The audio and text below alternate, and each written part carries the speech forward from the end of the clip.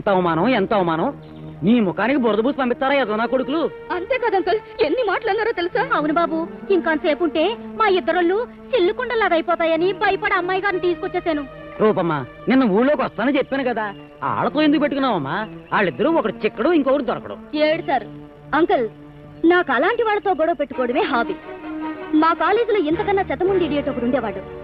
వాడి చేత పబ్లిక్ గా వాడి బట్టలు విప్పించి కడ్రాయితో నా చెప్పులు ముంచాను తెలుసా. నాతో పెట్టుకుంటే వదిలిపెట్టను. వాణ్ణి వాడి తాతని ఏడిపించడమే ఈ ఊర్లో ఉన్నంతకాలం నాకు ఎంటర్టైన్మెంట్.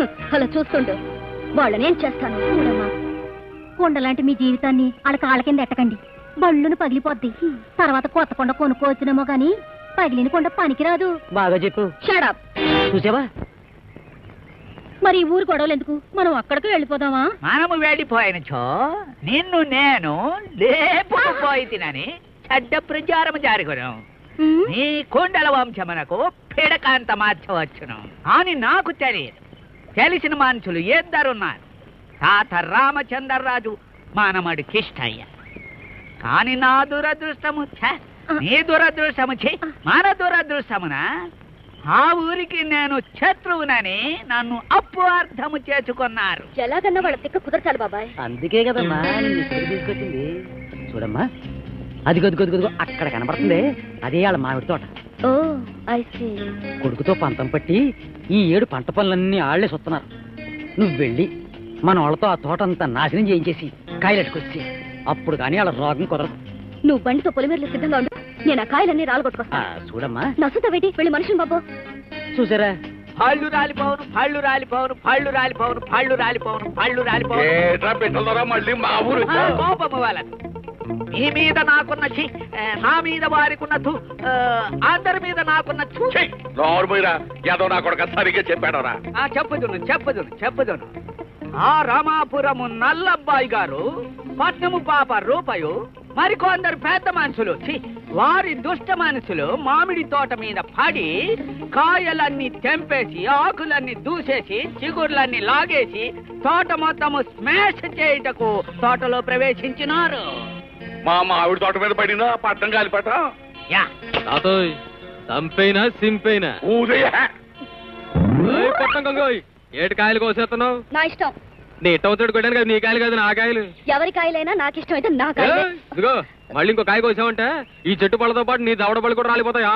చూడు మిస్టర్, మొత్తం రాలగొట్టేదాకా చూస్తుండు, మొత్తం పని అయ్యాక పొరక పాడేస్తాలే.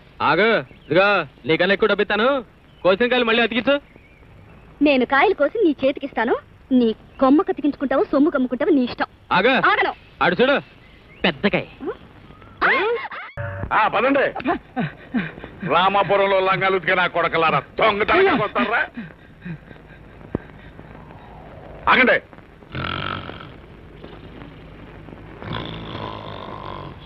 ఆహా, శాస్పాన్ మీద ఎదురవుతున్నాడు గోపాలకృష్ణుడు. అబ్బా, వీడు అన్నాడు తోడు కొడుకు ఒకటి. ఎక్కడికి వెళ్తావురా తారు డబ్బాలో తాటికాయ నా కొడక. చూసారా? చూశానులే గానీ ఈ మొత్తం కాయలు బజార్ రేటు 300, నువ్వు 600 తీ నా కొడక. ఉంటే పీకలకి సంఖ్య కింద ఎట్టేసుకోగలను, సంఖ్యల కింద స్థానపచ్చే నా కొడక. చూసారా? చూసేదేట్రా, ఇక ఉతకడమే, డబ్బులు తీయ లేవు. లేకపోతే ఇటు చొక్కాపు నువ్వు తీసుకెళ్ళి ఇటు ఎటలు నేను ఉప్పేస్తాను. నా మర్యాద కాపాడండి. వద్దండి బాబు. చూసారా? తాతోయ్ చొక్క అయిపోయాను రా. ఎడ్డ నేను ఉప్పేసా. పదా రే, డబ్బులు కట్టి ఎటలు తీసుకెళ్ళు. కొత్త ఏంటన్నది? ఎలాగోలాగా రెండోళ్ళు కలిపేయాలనుకుంటే మీరిద్దరూ ఎప్పుడేదో గొడవ పెట్టుకుంటూనే ఉంటారు. ఎంత చెడ్డ ఊరికి పెద్ద.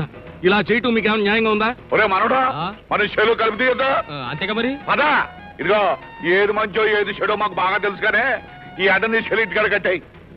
పెద్దబాయ్ గారు, నా ఇడ్లకి ఇచ్చేయండి, బండి తోలికెళ్ళాలా. నువ్వు ఊరుకోవయ్యా, సాయంకాలం వాళ్ళు వస్తే నేనేం సమాధానం చెప్పుకోలేను. రే, ఎడ్లు తోలికి రారా. రామ్మా, అన్నం తిందు గాని. నేను తిన్నావు, అన్నం కాదు కదా, పచ్చి మంచినీళ్ళు కూడా ముట్టుకోను. వెనకటికో సీమ ఎందుకు పుట్టావు అంటే నా బంగారు బొక్కలో ఏలడితే కొట్టినా అందంట. అసలు నువ్వు ఆ తోటలోకి ఎందుకు వెళ్ళాలి, ఆడికాయలు నువ్వెందుకు కొయ్యాలి, ఆడి మీద చెయ్యెందుకు వెయ్యాలి, చెయ్యి కలిస్తేనే తప్పరా మా ఇంట్లో బొబ్బట్లు పలుచని తిందు గాని. అక్కర్లేదు రూపమ్మ, జరిగిన ఘోరం జరిగిపోయింది. ఊరంతా ముక్కును ఏలేసుకున్నారు. ఏటి చెయ్యాలని ఆలోచించి చెయ్యాలి గాని ఇలా తిండి మానేసి నీరసించిపోతే లాభం ఏంటి?